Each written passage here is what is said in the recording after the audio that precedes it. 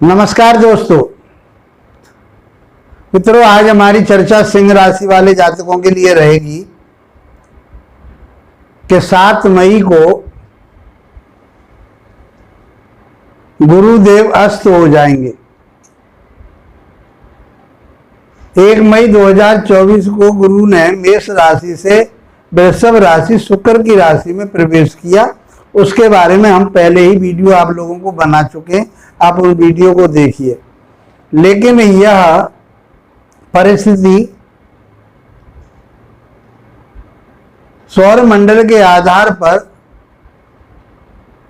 कि गुरु 7 मई को अस्त हो जाएंगे और ये 6 जून तक रहेंगे। 1 महीने का पीरियड है ये। 1 महीने के समय के लिए गुरु अस्त रहेंगे और शुक्र इस समय अस्त चल रहे हैं। शुक्र अपनी ही राशि में अस्त चल रहे और उसी में गुरु पहुंच गए, तो ये गुरु भी 7 मई को अस्त हो जाएंगे। गुरु और सूर्य के डिग्री में जब 11 डिग्री का अंतर रहता है तो गुरु अस्त हो जाते हैं। अस्त का अर्थ आप समझ रहे हो कि वो अपने प्रभाव को नहीं दे पाते और उसमें कमी आ जाती है। उनके कारकत्व जो होते हैं वह कमजोर हो जाते हैं, उनमें देने में क्षमता नहीं रहती है। तो इस प्रकार से गुरु का जो गोचर है आपके लिए क्या काम करेगा, तो पहली बात तो है कि 1 महीने के लिए ये गोचर आपके जो मंगल कार्य हैं उनको नहीं करने देगा, क्योंकि कोई भी मंगल कार्य जब तारा डूब जाता है, लोकाचार में इसको कहते हैं तारा डूबना। तारा डूबना में ग्रह का अस्त होना। उसमें कौन कौन को देखते हैं? बुध को, शुक्र को और गुरु को देखते हैं।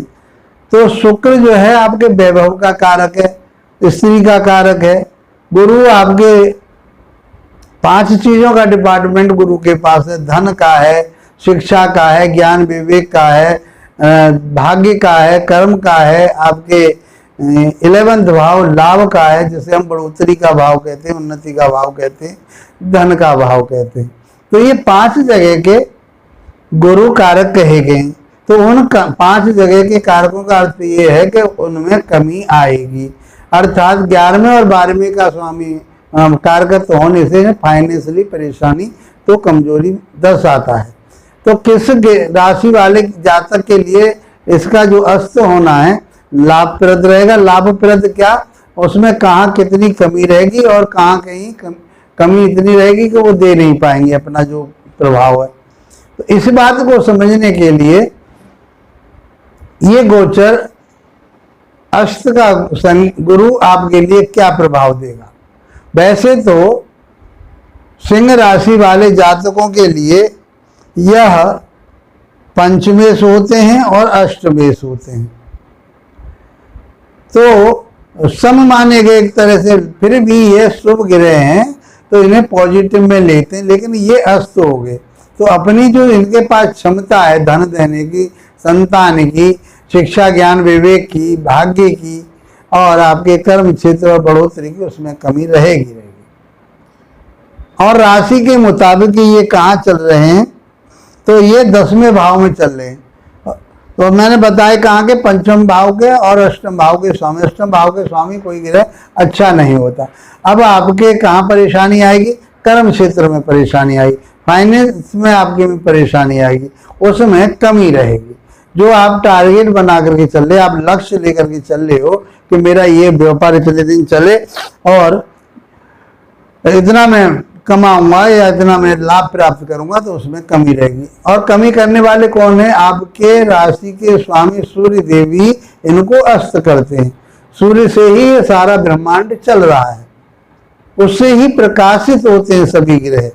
सूर्य के प्रकाश से सभी ग्रह प्रकाशित होते हैं, लेकिन अब इनका प्रकाश उनके नजदीक होने की वजह से, उनके क्षेत्र में आने की वजह से, उनकी डिग्रियों के मध्य में आने की वजह से ये अपने प्रभाव को खत्म कर देंगे, कम कर देंगे।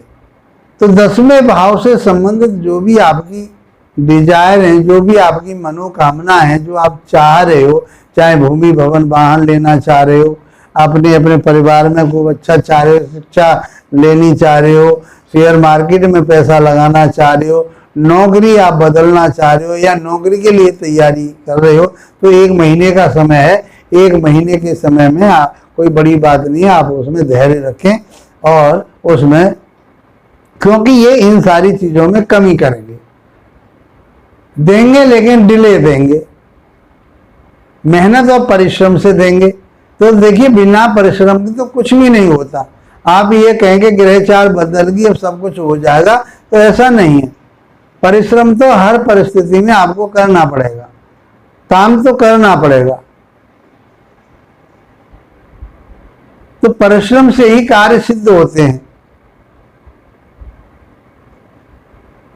अब उन कार्यों को, जैसे आपकी नौकरी की बात कही हमने, ज्योतिष की बात करी, आपके कोई कहीं लेक्चरर के फील्ड में है, आप एजुकेशन के फील्ड में है, उन चीजों में अभी कमी रहेगी। वो चीज आपको देर से प्राप्त होगी, प्राप्त अवश्य होगी, क्योंकि इस सिंह राशि वाले जातकों के लिए ये आपका जो विवेक है, ज्ञान है, वो कम नहीं है। गुरु के पास वो देने वाले हैं, लेकिन वो इस समय अस्त होने की वजह से आपके जो डिसीजन लेने की जो पावर है उसमें कहीं कमी रहेगी। तो आप शेयर मार्केट में पैसा इस महीने ना लगाएं, लगाएं तो सोच समझ के लगाएं। उसका लाभ आपको देरी से मिलेगा, बहुत परिश्रम के बाद मिलेगा। आपको शिक्षा ग्रहण कर रहे हैं, उसमें भी आपके लिए परेशानी का सामना करना पड़ेगा। तो अड़चनों पे अड़चन है। अष्टम भाव का स्वामी होने के बावजूद ये आपके कार्य क्षेत्र में भी अड़चन दिखाएगा। इस प्रकार से ये गुरु का गोचर जो अस्त हो गए 1 महीने के लिए, तो आपके विवाह है, आपका गृह प्रवेश है, भूमि लेना है, वाहन लेना है, उनके मुहूर्त आपको नहीं मिलेंगे 1 महीने तक। ये मंगल कार्य नहीं करने देंगे। सनातन धर्म वाले लोगों के लिए ये इस समय पीरियड जो बताया है शास्त्रों में, वो अच्छा नहीं बताया, उसमें देरी होगी और आप इसके लिए परेशान होंगे। इसलिए आपको थोड़ा धैर्य रखना चाहिए और सोच समझ के चलना चाहिए। क्या करें इस पीरियड में? तो भगवान सूर्य की आराधना करें, उनके बीज मंत्रों का जाप करें और प्रातः काल जल अर्पण करें और गुरु के बीज मंत्रों का जाप करें। आप इस समय पर पीले वस्त्र धारण करते हैं, पीले रंग का प्रयोग ज्यादा करें, खाने पीने में भी और पहनने में भी। तो मैं समझता हूँ कि आपका गुरु थोड़ा मजबूत रहेंगे और आपके लिए इम्यूनिटी सिस्टम आपका बढ़िया रहेगा, कोई परेशानी आपको नहीं आने देंगे। ओम नमो भगवते वासुदेवाय का भी जाप आप कर सकते हैं। इसी के साथ मित्रों, यदि मेरी ये जानकारी आपके लिए लाभप्रद है, आपको समझ रहे हैं कि मैं आपको इस बात को समझा पा रहा हूं, तो इसको लाइक शेयर सब्सक्राइब अवश्य करें, ताकि आप हमारे चैनल से जुड़ सकें और आपके मित्र भी इसका लाभ उठा सकें। इसी के साथ मित्रों, आप लोगों का धन्यवाद। नमस्कार।